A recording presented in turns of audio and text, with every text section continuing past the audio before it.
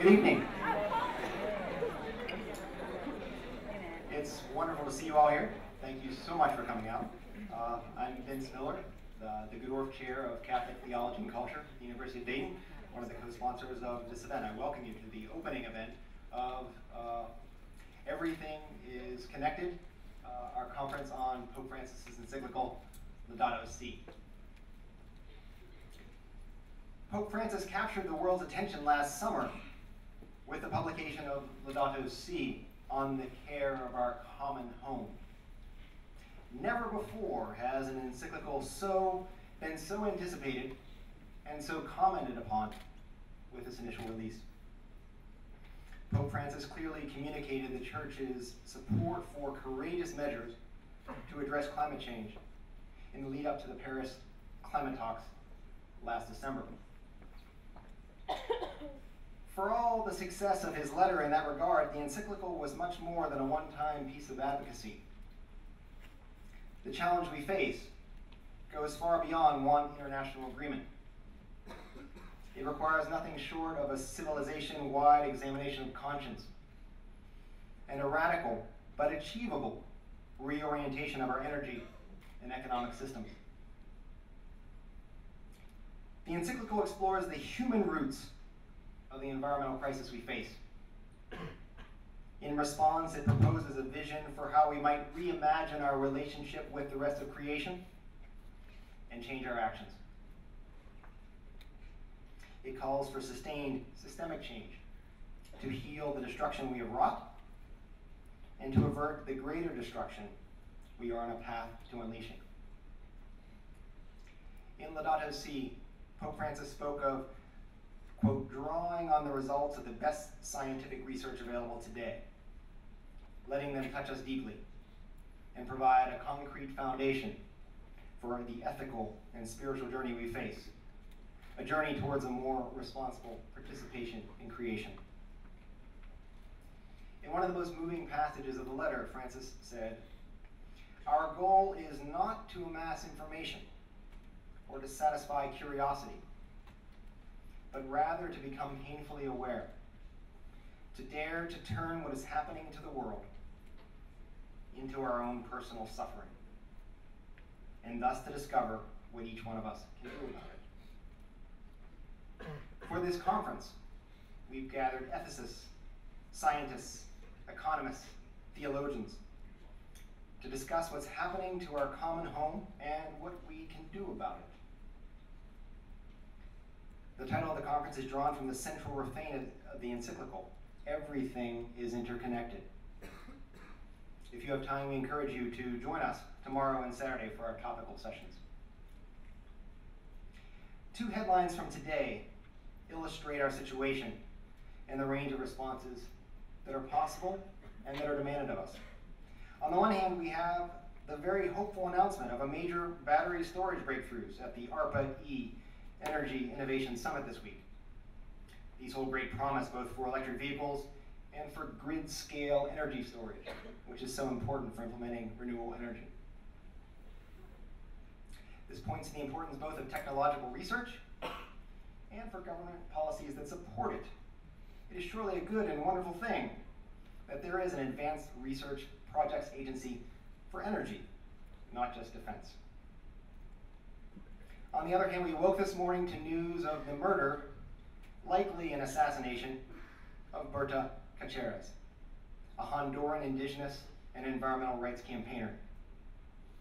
She had met with Pope Francis at the World Meeting of Popular Movements at the Vatican in 2014. Last year, she was awarded the Goldman Environmental Prize for her opposition to one of Central America's biggest hydropower projects, the Agua Zarca Cascade of 4 giant dams in Honduras, a project that's designed to provide power for the mining industry, which by one count has rights to 30% of that country. In an interview at the time when she won the award, she spoke of the threats against her, saying, "We must undertake the struggle in all parts of the world, wherever we may be, because we have no other spare or replacement planet. We have only this one, and we have to take action." All of us are called to take action.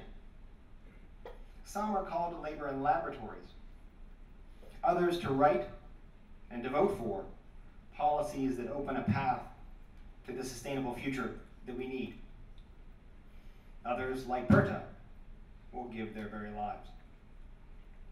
Awareness is indeed sometimes painful, but awareness opens us to encounter the problem and begin to imagine a way forward. Together, we can act. We open our conference tonight with an address by someone who has labored long to chart a realistic path forward to address the climate change crisis. I now hand the program over to Professor Bob Brecka, who will introduce our main speaker.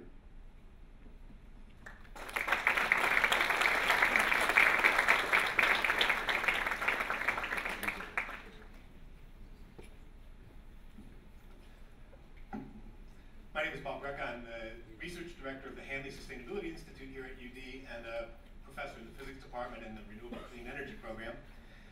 I first met Ottmar about 10 years ago, which is hard for me to believe that it's been that long already, when I sort of showed up on the doorstep of his research institute as a naive scientist interested in climate change. This institute, the Potsdam Institute for Climate Impact Research, is one of the leading climate research institutes in the world. It's not important why I chose that particular place to show up, but at the time, his research group was small enough that I remember that we could basically go to lunch together and sit around one small table and everybody would be there. And they had just published really their first research paper on mitigating climate change, on the economics of mitigating climate change. So we fast forward to today. We basically need the whole cafeteria to fit his research group with all the co-workers, postdocs, grad students, undergrad students, the staff. And I counted up today that in 2015 alone, his research group in the broader sense had published essentially 100 papers in this 1 year alone. It's grown dramatically. The work done by Ottmar and his colleagues over this brief period of 10 years has led them really to the forefront of climate change mitigation research worldwide. He is the deputy director of PIC, as the Potsdam Institute is known. He holds an endowed professorship in the economics of climate change at the Technical University of Berlin. He's also the founding director of the Mercator Research Institute on Global Commons and Climate Change. And he was the co-chair of the latest Intergovernmental Panel on Climate Change, or IPCC, report on mitigation of climate change. And from my experience of spending time there every summer over the last several years, I would say that even that last job alone would keep most people busy full time, and it was, again, only one of 4 positions that he holds. But with all of that, I have to say that I'm particularly proud that we are able to welcome Ottmar to present the keynote speech for this conference that's starting for this weekend, as Vince described. As a former Jesuit, as someone who has worked in conflict areas such as Bosnia, bringing aid to those in those kind of conflict zones, as a climate researcher, he has a deep appreciation and passion for thinking about the human and ethical questions surrounding climate change mitigation and sustainable development. Laudato Si, the papal encyclical that's the topic of our conference, has, I imagine, presented Ottmar with the perfect opportunity for combining his passions, and therefore I am sure he will be giving us some very provocative thoughts about climate change mitigation, about Laudato Si, and about our way forward in the future. With that, I'd like to have you join me in welcoming Professor Ottmar Edenhofer.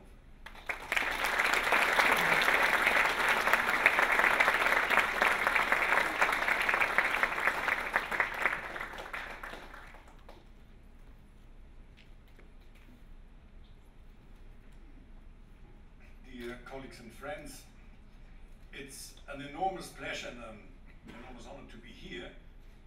I gave so many speeches at so many universities over the last few years, but I never had an opportunity to talk at a Catholic university.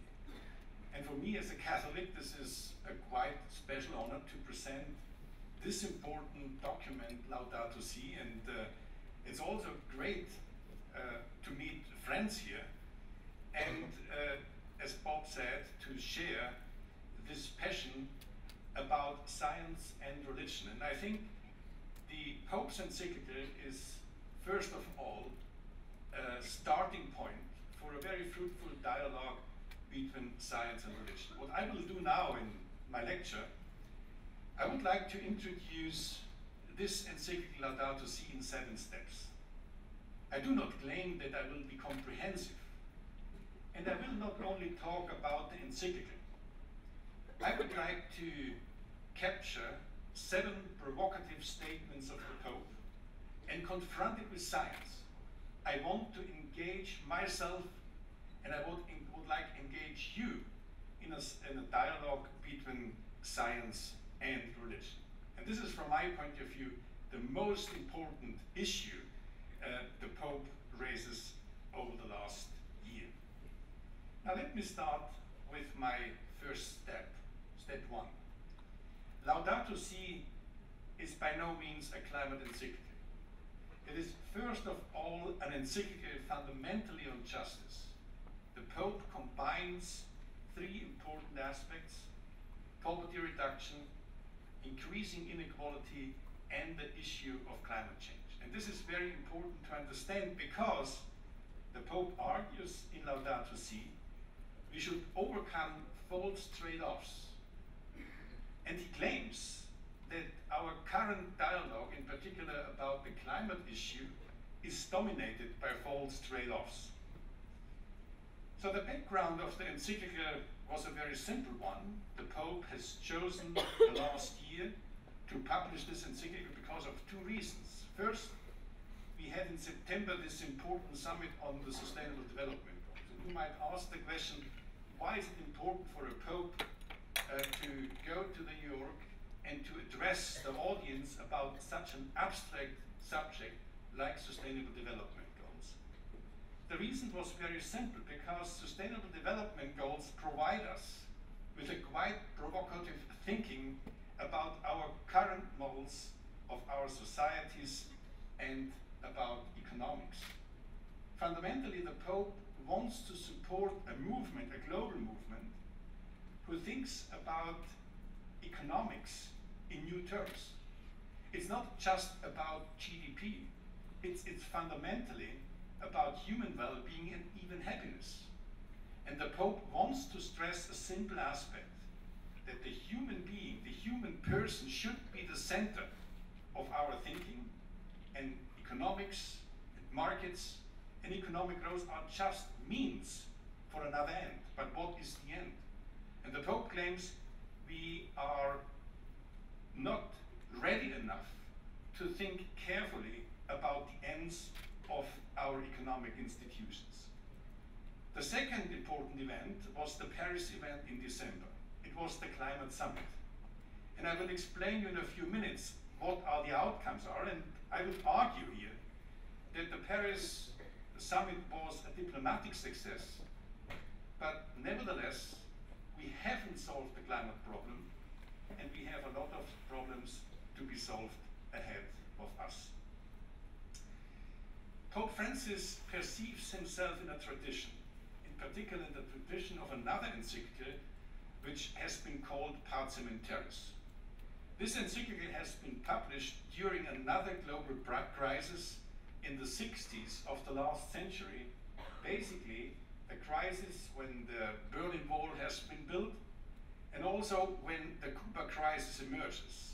At that time, the world as a whole was at risk on a global nuclear war, and at this time the Pope has addressed the first time all men of goodwill, not just the Catholics, but the whole international community.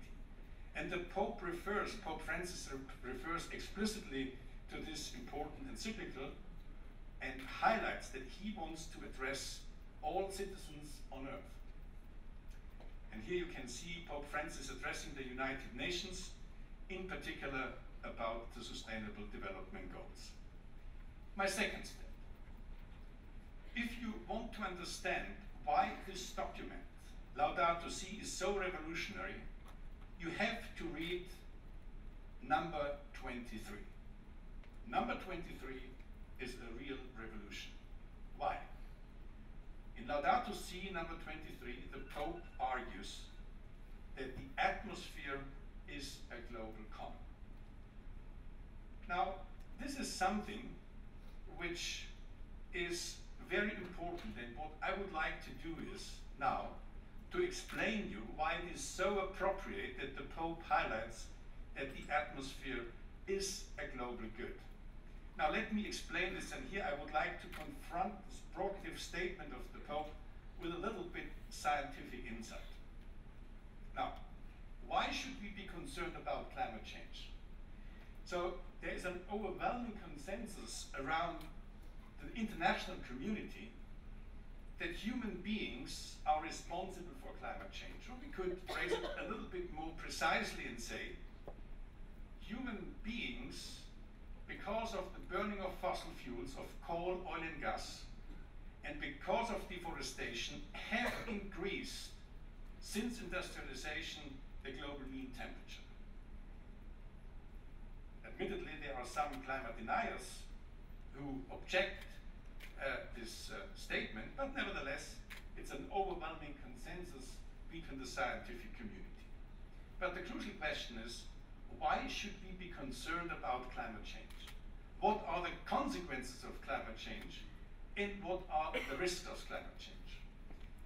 Now, the IPCC, Bob mentioned this already, the Intergovernmental Panel on Climate Change, in its recent report has tried to evaluate the consequences of climate change. And here you have to understand, nobody can evaluate these consequences of climate change with certainty. There are a lot of uncertainties involved when we try to think about the consequences of climate change. And this highlights that climate change and climate policy is inherently risk management. And therefore, the IPCC has tried to identify the most important risks which are involved within climate change. For example, the large-scale singular events. Let me explain a little bit what does this mean, large-scale singular events. For example, when the global mean temperature is rising around 4 to 5 degrees, there is a significant risk that the Amazonian forest will be transformed from a source, from a sink of CO2 in a source of CO2. The monsoon dynamics in China and India could be changed. Sea level, the likelihood that the sea level is rising is also significant, and other such kind of singular events which change the planetary machinery significantly. It might be the case that the likelihood of these events might be low, but the potential impacts on planetary Earth are quite large. And this is the reason why many scientists argue we have to limit the increase of global mean temperature. And this is something which is open to debate. What is the exact goal, the exact limit which we should respect? Many of my colleagues argue that we could reduce the risk of climate change significantly if you respect the limit of the 2-degree target, which basically means that compared to a pre-industrial level, so the global mean temperature should not achieve a limit beyond the 2-degree target. And this is a kind of a risk management approach in order to reduce in particular the risk of the large-scale events. But what is very often ignored is what we could call the economic, the gradual risks of climate change. What are the gradual risks of climate change? Now, there's an interesting observation. Obviously, simple, normal economic activities can flourish, in particular in a situation where the global mean temperature is in an optimum. This is quite obvious for agriculture. It's less obvious for the manufacturing sector, but it turns out that economic activities can become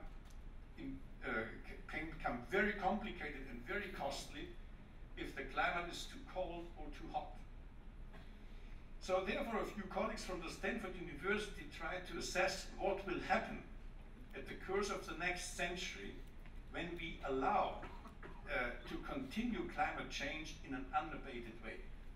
What will happen? And this is what you can see here. Interesting enough, from a purely economic point of view, increasing global mean temperature could benefit to a certain extent Europe. But it damages significantly, for example, Africa. Now, in Europe, we are in the middle of one of the largest migration crises Europe has ever seen.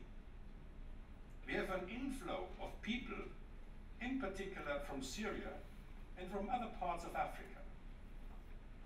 It is, from my point of view, not appropriate to distinguish people according to the criteria of economic migrants or climate refugees, because all of these people migrate from a region which is, from an economic and a social and a political point of view, a very complicated, a very dangerous place, to a place where economic activities can flourish and you have much more political security. If you look at this graph, you can see that over the next few decades we will see a significant decline, in particular in Africa, and we might have a quite stable situation in Europe.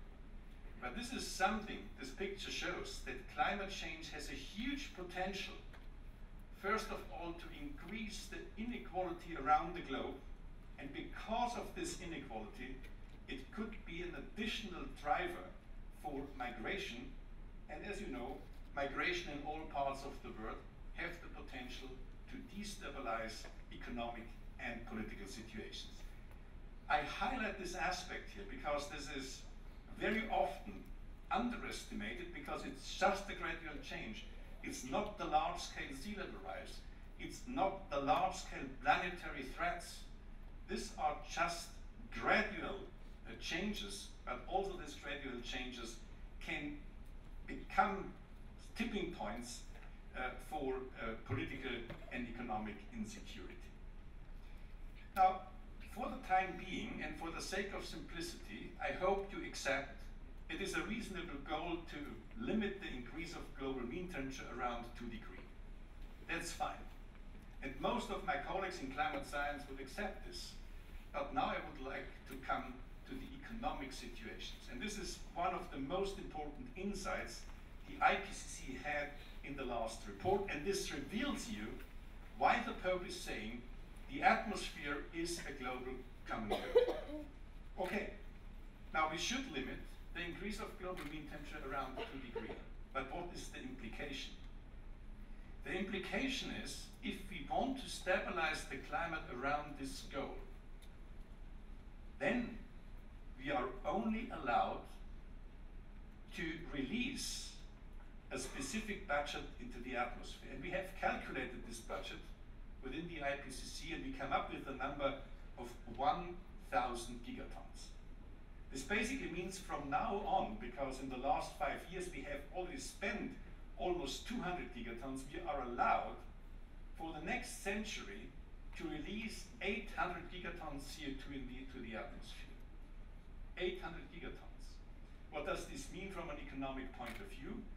This means that we have to reduce the emissions between 40 to 70%, dependent on our capability to produce negative emissions in the next few decades. I will not go into the details. This is a very important scientific subject. But this is something which is quite important now, to understand that the reduction profile depends very much on this capability. So far, so good. You might argue, okay, climate science has calculated we have a remaining carbon budget around 800 gigatons CO2. We have to reduce the emissions between 40 to 70% until the mid of the century. But now, let's evaluate a little bit more the economic consequences. And this is my favorite slide. If you want to understand the economics of climate change, this is the only slide you have to understand. Now, 1,000 gigatons can be released into the atmosphere We have already released since 2011 200 gigatons, 800 gigatons are left. But we have 15,000 gigatons CO2 of fossil fuels underground. 15,000 gigatons of fossil fuels underground. We will not extract all these fossil fuels underground because of the increasing extraction costs.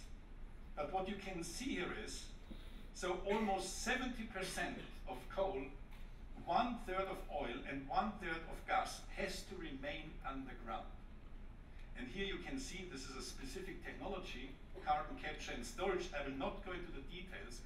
If this technology is not available, which basically means we cannot use the geologically underground as a disposal space for the atmosphere, then we have to leave 90% of coal, 2/3 of oil and gas underground.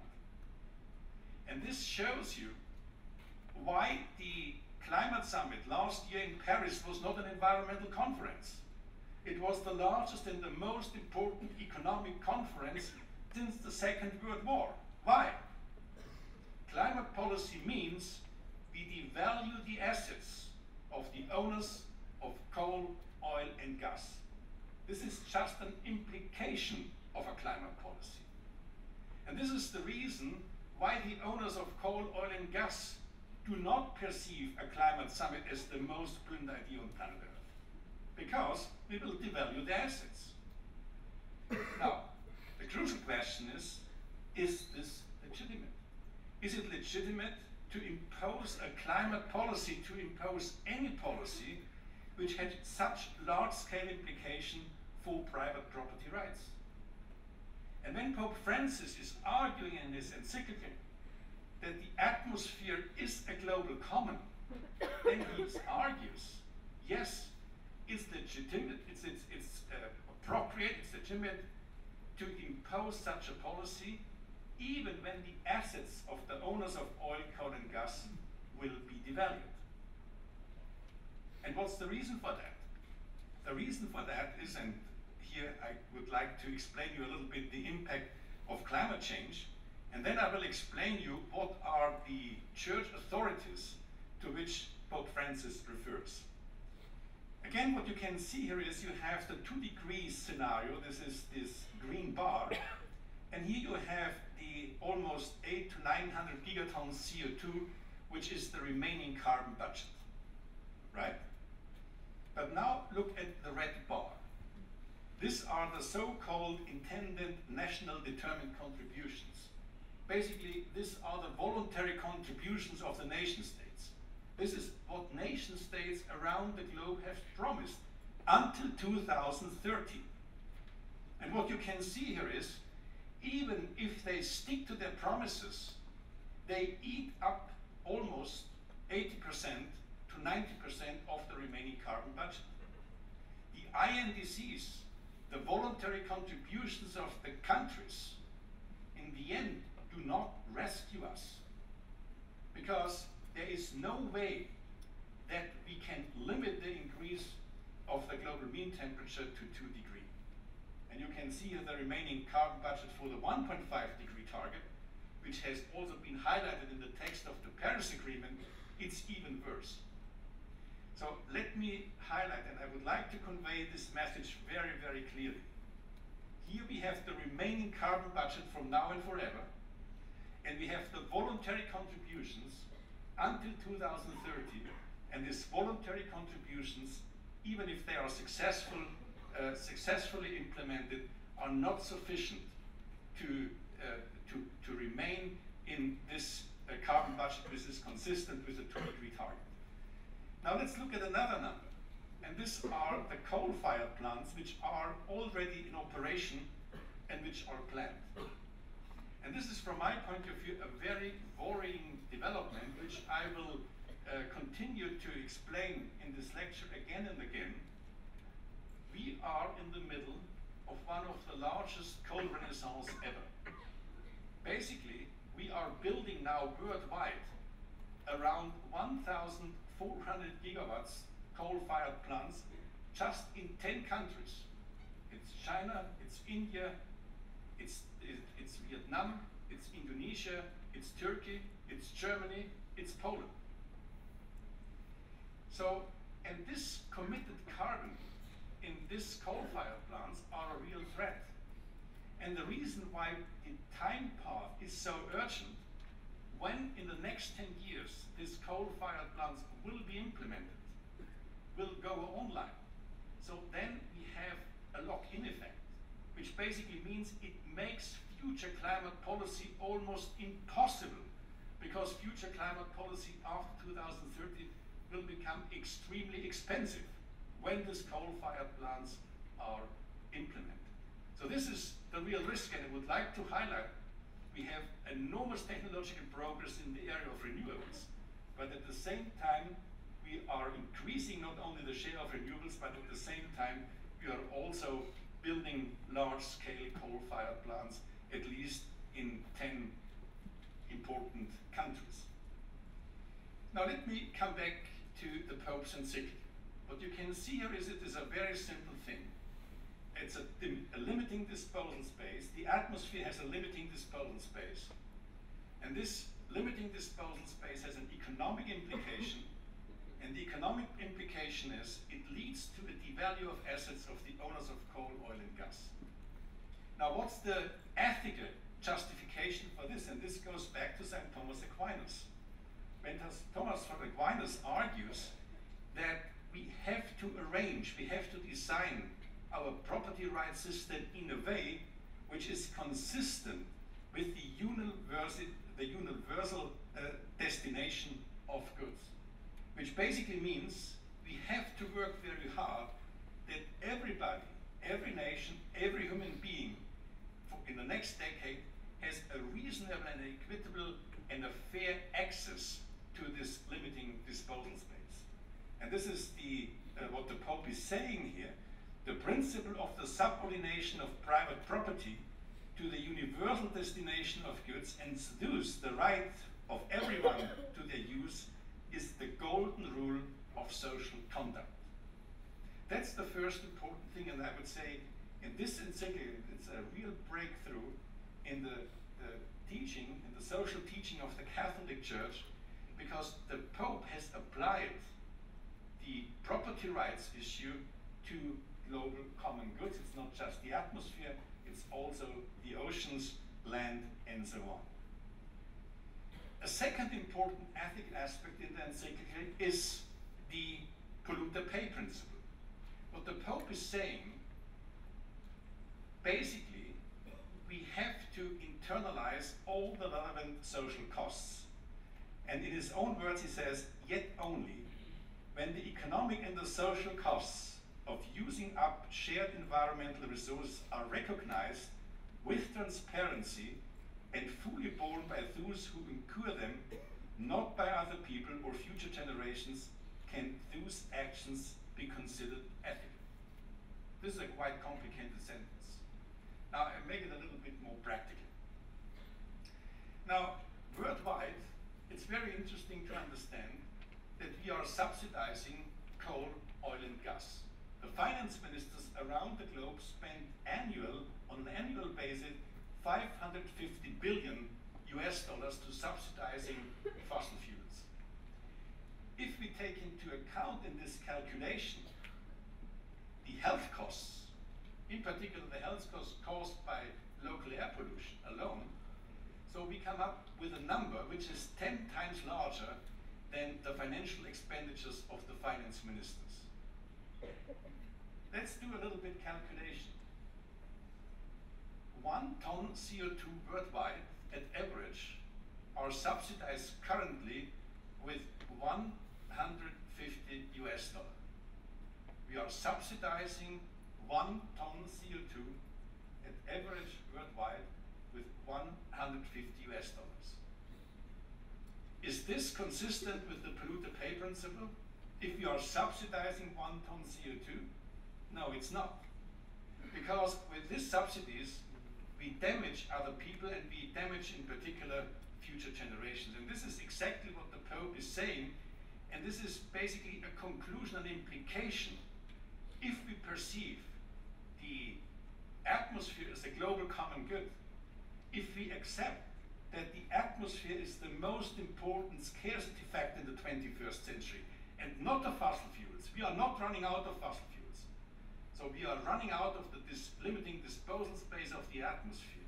So then CO2 needs a price which reflects the true scarcity of the atmosphere.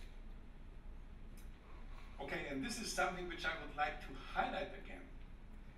If you look at the driving forces of emissions, the driving forces of emissions you can see are population and GDP, and we made over the last 2 decades a significant progress in increasing energy efficiency, and you can see here the energy intensity has declined significantly. But at the same time, what we are doing is we have built in the last 10 years and the last 20 years large-scale coal-fired plants around the globe, and the technological progress you can see in the area of renewables has by far overcompensated by coal. Why? Coal is in the end subsidized, and the users of coal in the end in the marketplace do not pay the true price. Step 3. Pope Francis rejects misleading moral dilemmas. You might heard many times all over the world that people argue in the following way. Climate change is something for the rich woman and the rich man. It's a kind of a luxury good. It's something which the green parties in Europe should take care of, but this is nothing for us. In particular, nothing for people who really care about poverty reduction. And this issue and this statement has been repeated over and over again. Now, what does Pope Francis say? He basically says, first of all, climate change is nothing which is just important for the rich people. It is in particular important for the poor people, because climate change has the potential to undermine all the success we made in the last few decades in poverty reduction. But secondly, and this is something which I would like to highlight here, and this is not in the encyclical, but this is from my point of view a way how we could think about to develop the encyclical further. How could we overcome this deep dilemma between poverty reduction and climate change? And there is no doubt, if a country like Mexico wants to reduce emissions and imposes a carbon price on emissions, so this country in many cases is at risk. For example, that the poor people has to pay the price. But I would like to explain you a little bit what a reasonably designed carbon prices can do. First, a reasonably designed carbon prices makes carbon-free technologies much more profitable. It incentivizes the carbon-free technologies.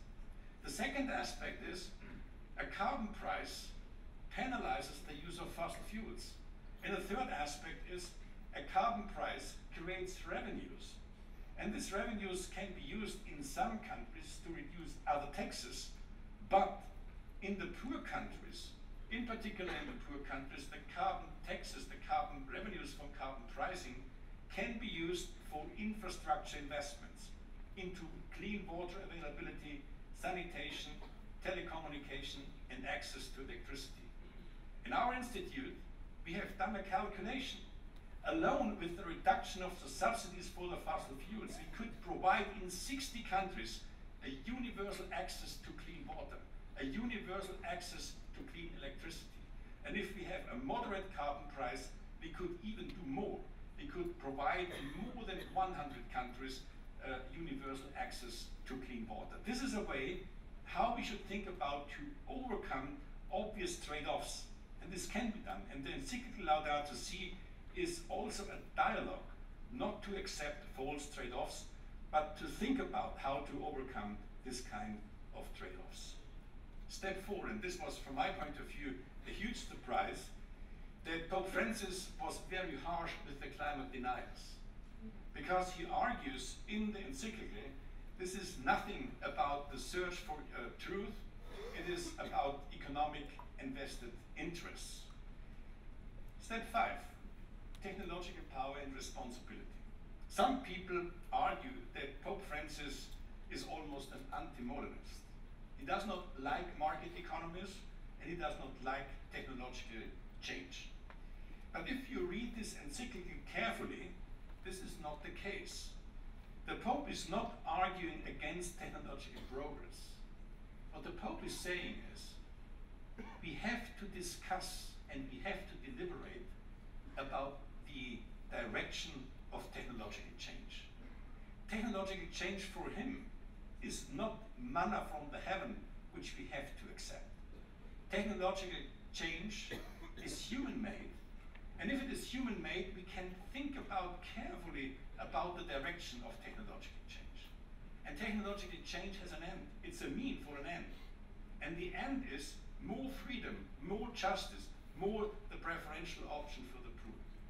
And this is something where Pope Francis invites us, in particular the engineering and economics departments, to think about carefully how could we change the direction of technological change.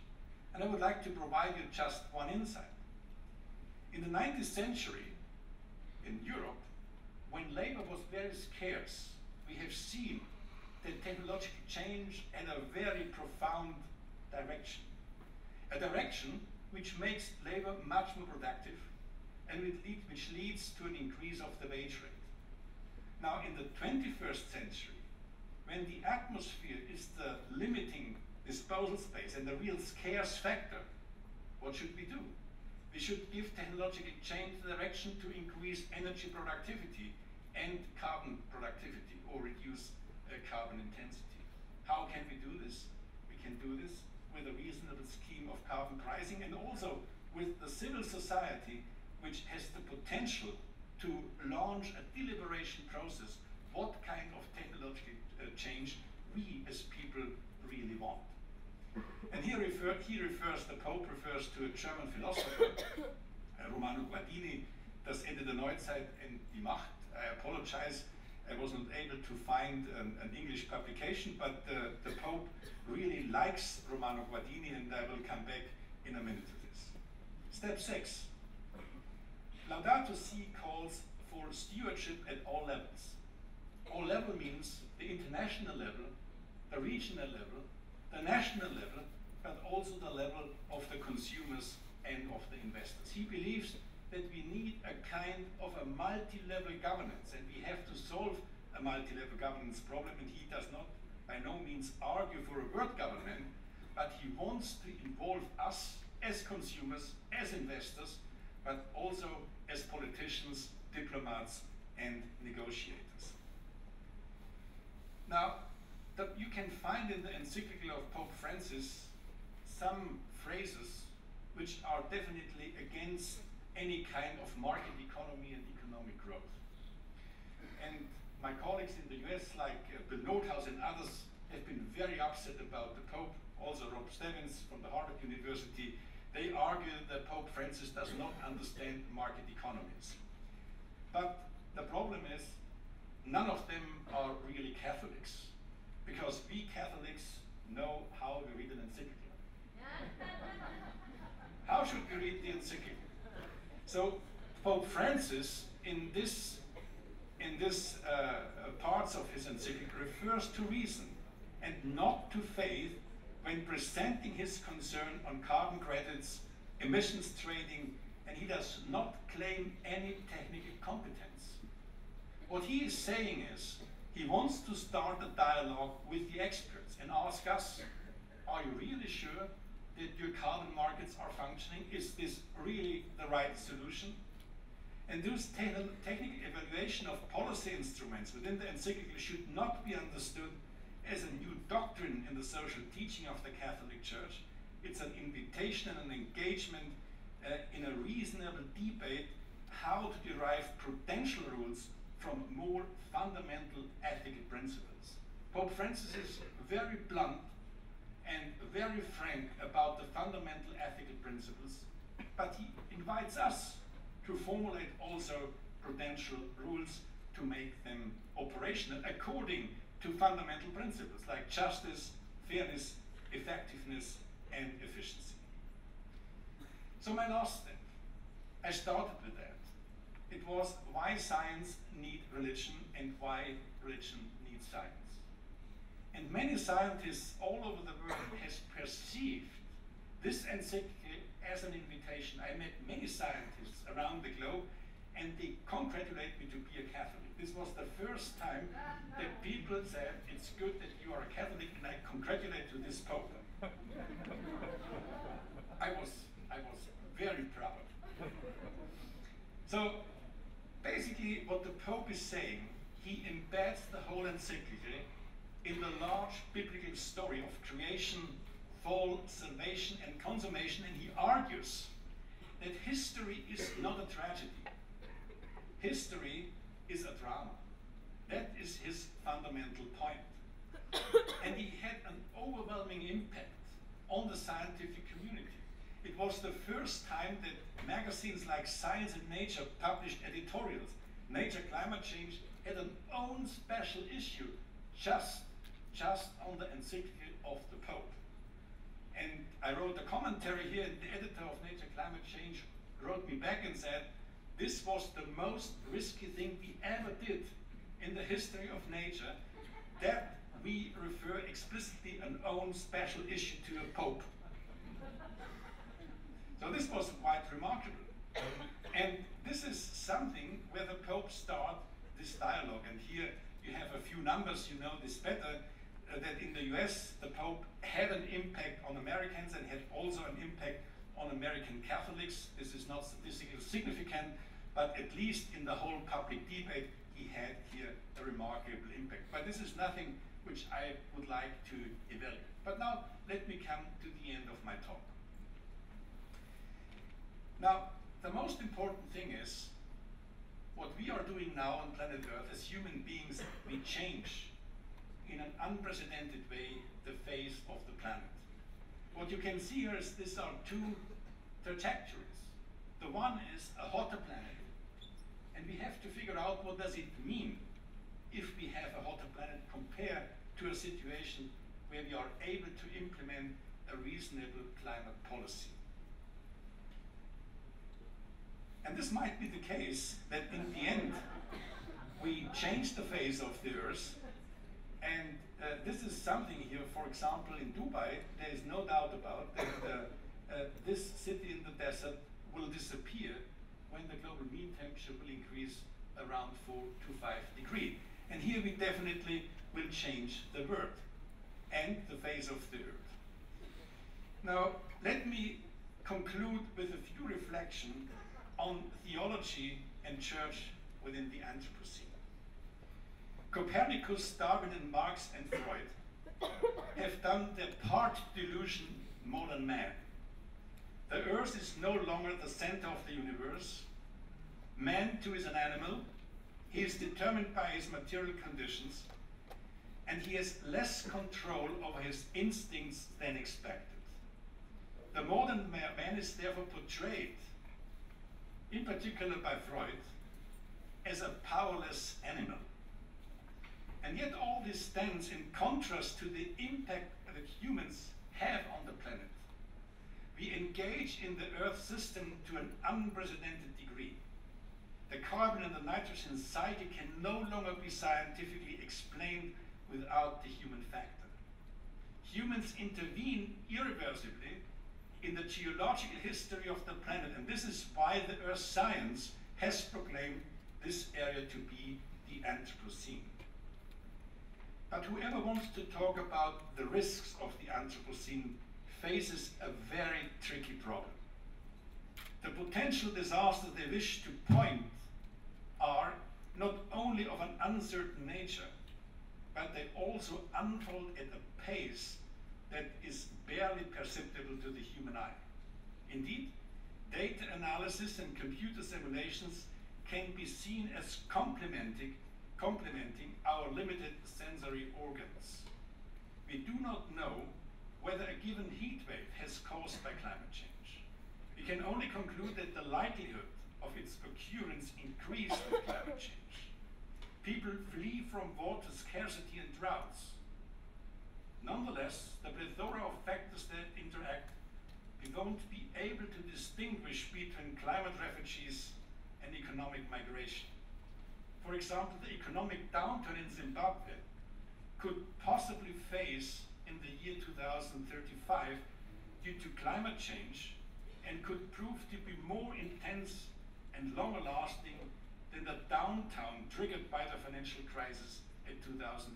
And yet, the media would likely report more about the resulting banking crisis than about climate change.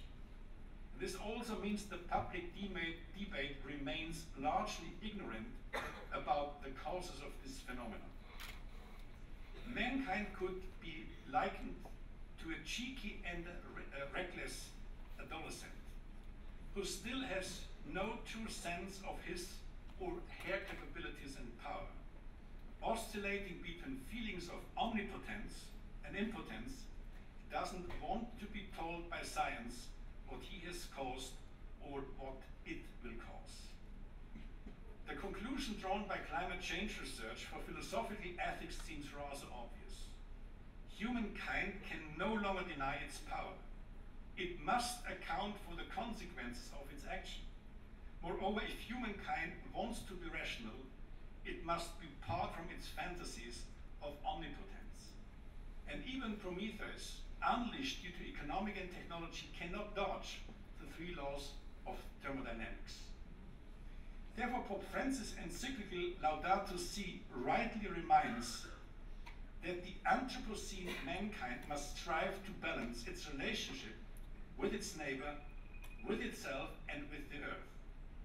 The encyclical convincingly argues that exploitation manifests in more ways than one, namely in our relationship to our neighbors, ourselves, and to the earth. But in my view, the content of Laudato Si and its implication for theology are much broader. To illustrate my point, I am a theological layman, and I would like to ask you at the end a theological question. What can theology and the church contribute to the environmental debate? Is it the debate one that belongs primarily to secular science and maybe to philosophy? The enormous interest which this encyclical has drawn, in particular from secular science, is of a different order. Secular scientists, many of whom have acknowledged the increased responsibility of mankind, are ready for a dialogue with theologians and to examine whether there might be convincing meta-narratives about the beginning and end of the world and of its purpose. Of course, we would be realists. As Catholics, we should also be realistic. But the supposedly sober sense of reality has a nasty brother, a very nasty brother, which is cynicism. Anyone who looks at life, one with sober eyes, who does not have the courage to muster the tiniest sliver of hope in a seemingly hopeless reality, is not, in the end, a realist. Indeed, Christians believe that God, as inaccessible and incomprehensibly as we might conceive him to be, wants to complete creation. However, God wants us to cooperate with him. Whatever has the potential to destroy his creation has also the potential to hinder his will for salvation and consummation. But who, I ask you, the theologists, is cultivating this perspective? Who is telling the great story of creation, fall, redemption, salvation, and consummation in the laboratories of our universities and in our research institutes? Who is warning and reminding us that we cannot create heaven on earth, yet that we are nevertheless called to action? The encyclical Laudato Si by Pope Francis has invited us to engage in this conversation. I applaud University of Dayton to continue this dialogue with and about the Pope. Thank you very much.